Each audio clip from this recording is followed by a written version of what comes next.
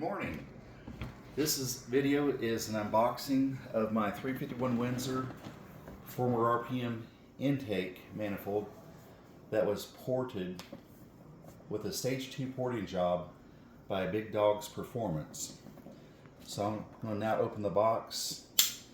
Hope I don't cut myself.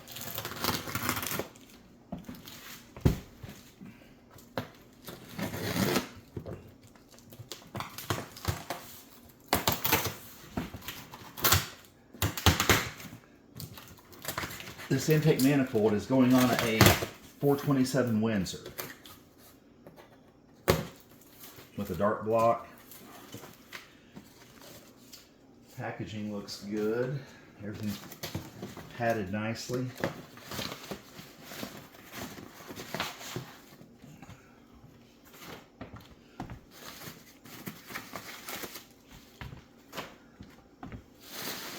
And the reason I got this manifold ported is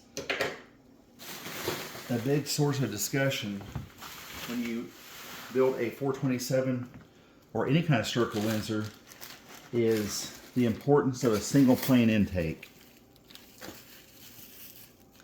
over a dual plane intake, and that will help the motor from being uncorked, if you will. Dual plane manifold has a tendency to hold a motor back of this displacement at the 4,500 RPM mark. And my hope with having this dual plane intake manifold ported is to get the benefits of part throttle street driving and relatively decent fuel economy for the size of the motor, coupled with higher RPM horsepower. So to me, my hope is to have the best of both worlds by getting this motor topped off with this intake manifold. I believe this right here is a T-shirt that came with this porting job. I like that color blue.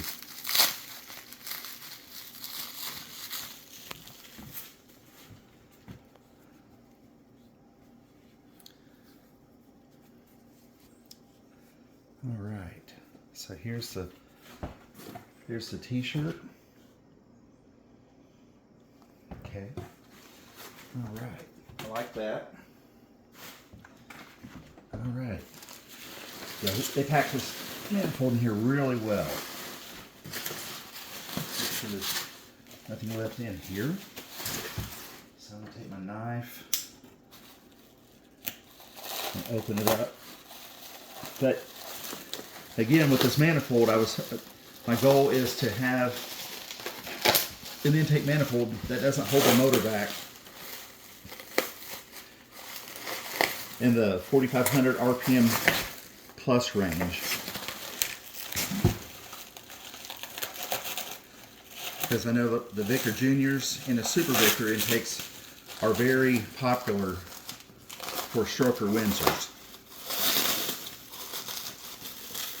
So my goal is to have a dual plane that flows as much as a single plane, but yet it gives me the low and mid-range torque of a dual plane.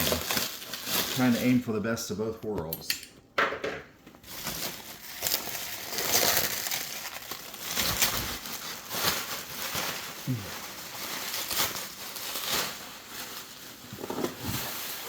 All right. So we've got the intake manifold here, and I'm going to get a flashlight out and shine down the runners. Flashlight doesn't work, oh no. Sorry, my flashlight's not working. But you can see the intake runners. You can see my finger back in here, and this intake runner. Look at the port work.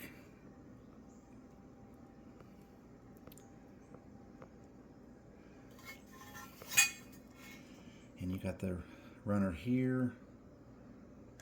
Try to get that light as best we can. So apologize if it's not real clear.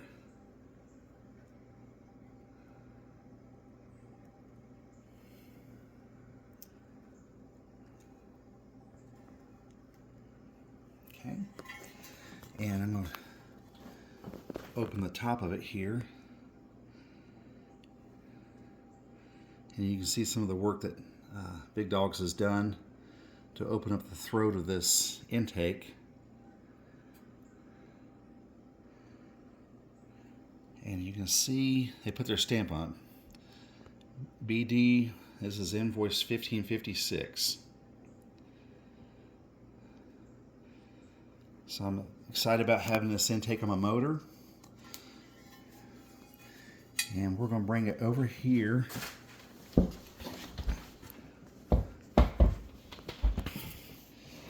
If you'll notice, the small number for each manifold, each runner, is the CFM flow in Tony's flow bench.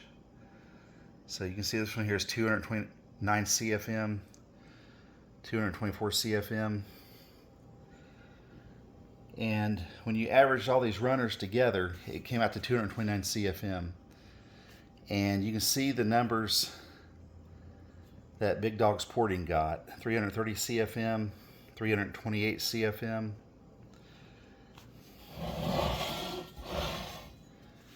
328, 321, 325, 324. So the flow uniformity is really good and consistent between each runner.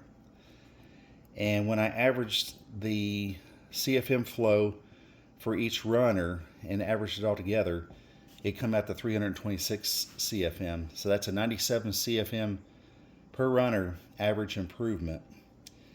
And I believe my 427 Windsor will really like the added flow in the mid and upper RPM range. So the dyno test in my car, when I get it done in the springtime, I'm going to get a chassis dyno test. My goal is to have about 470 to 480 horsepower with a similar amount of torque at the rear wheels. And I've noticed when there's a dual plane intake on the stroker Windsors, they seem to top out around 540 horsepower. With an engine dyno, and I'm hoping with this intake it'll get me closer to 555 or 560 horsepower with a similar amount of torque.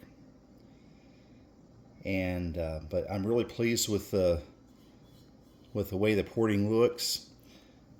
Each runner was gasket matched to the Felpro 1262 351 Windsor intake manifold gasket.